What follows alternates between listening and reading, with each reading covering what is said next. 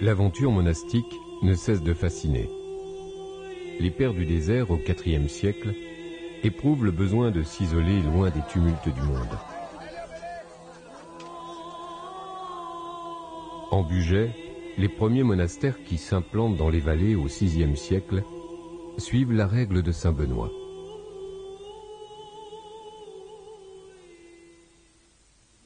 Au XIe siècle, de nouvelles familles monastiques apparaissent en réponse aux bouleversements économiques et sociaux. Une population plus nombreuse, la volonté de retour aux valeurs initiales, pousse des hommes à se retirer du monde. Ces ermites, soucieux d'un mode de vie plus évangélique, attirent des disciples. Dans l'Europe du début du XIe siècle, deux ordres se développent. Les cisterciens, à la suite de saint Robert de Molesme, puis de saint Bernard, prônent une observance rigoureuse de la règle bénédictine et gardent un mode de vie communautaire. À la même époque, sous l'impulsion de saint Bruno, un modèle proche de la vie des ermites s'organise dans un massif voisin du Bugey, la Chartreuse.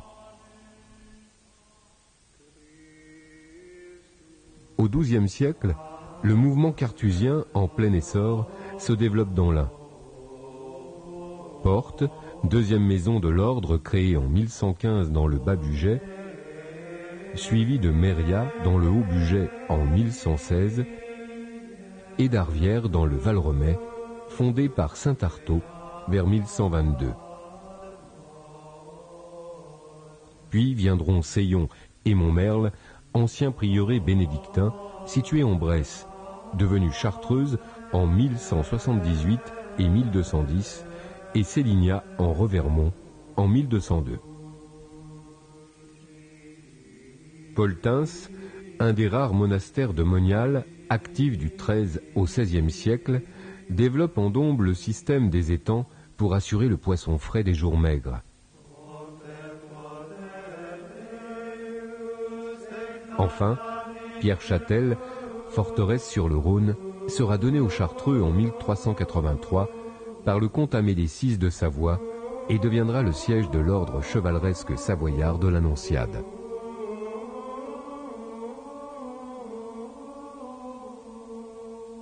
Le rayonnement spirituel des premiers prieurs, dont saint Anthème de Chignien, prieur général des Chartreux, devenu évêque de Belay au XIIe siècle, est considérable. L'ordre comptera à son apogée, au début du XVIe siècle, plus de 230 maisons dans le monde. La France a toujours conservé le siège de cet ordre international prestigieux, malgré les vicissitudes de l'histoire. La vie carthusienne est tournée vers le silence et la solitude. Le désert, territoire reculé, transformé par les Chartreux et partagé entre forêts, pâturages et culture, leur permet à la fois de s'isoler et de vivre en autarcie. Les pères vivent dans une cellule ou cubiculum qui leur sert de chambre, de réfectoire, de lieu de prière et d'étude. Au Moyen Âge, le travail en cellule s'organise autour de la copie de manuscrits. Plus tard, il intégrera le tournage sur bois et la reliure. Les pères ne sortent que pour la messe et l'office de nuit, la promenade hebdomadaire ou spaciment, le chapitre et le déjeuner du dimanche. Les frères qui ne sont pas appelés à la prêtrise assurent la vie matérielle de la communauté par leur travail dans les ateliers et dépendances, moulins, boulangerie, buanderie, forge et même scierie, verrerie, herboristerie. Certains frères sont en contact avec les laïcs. Du XIe au XIIIe siècle, les Chartreux se consacrent principalement à l'élevage des moutons, vaches et chèvres.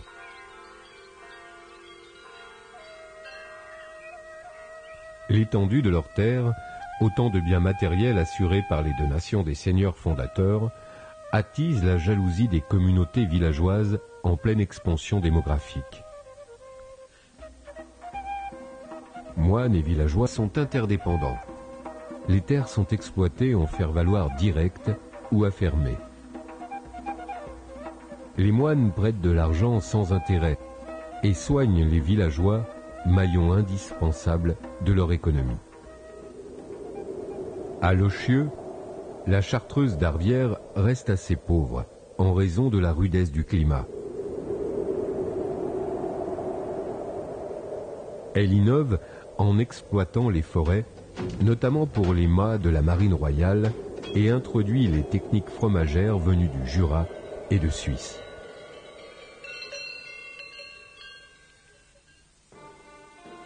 Les ouvrages des Chartreux témoignent du rayonnement intellectuel de l'ordre. Cependant, il subit de plein fouet les conséquences de la réforme protestante au XVIe siècle. Des chartreuses sont fermées, d'autres incendiées puis reconstruites au siècle suivant, comme Portes, Sélignat et Pierre-Châtel.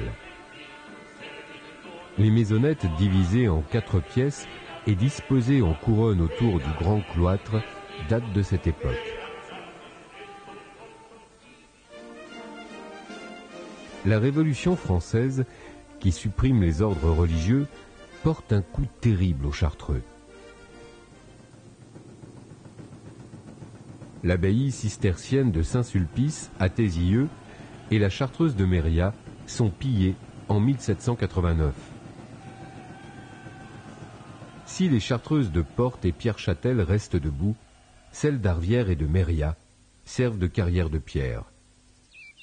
Après 1791, les monastères sont désertés et les biens confisqués sont vendus.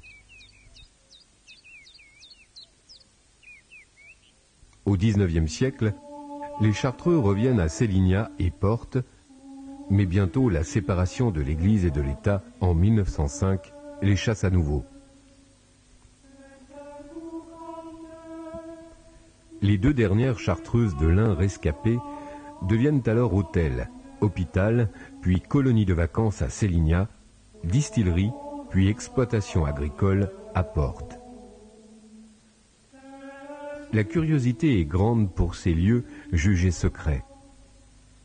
La Révolution française a considérablement réduit les possessions matérielles des chartreuses. L'ordre doit trouver de nouvelles ressources.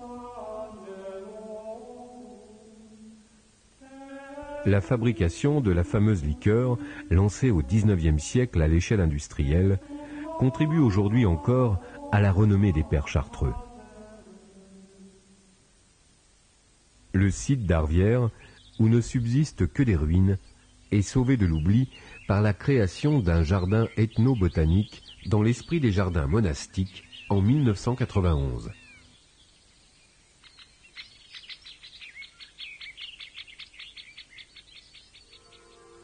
Entre 1929 et 2001, les Chartreux demeurent à Sélignat. Ceux de Portes, revenus en 1970, restent la dernière communauté contemplative masculine du département. Leur vie quotidienne reste fidèle aux règles ou coutumes adoptées en 1127.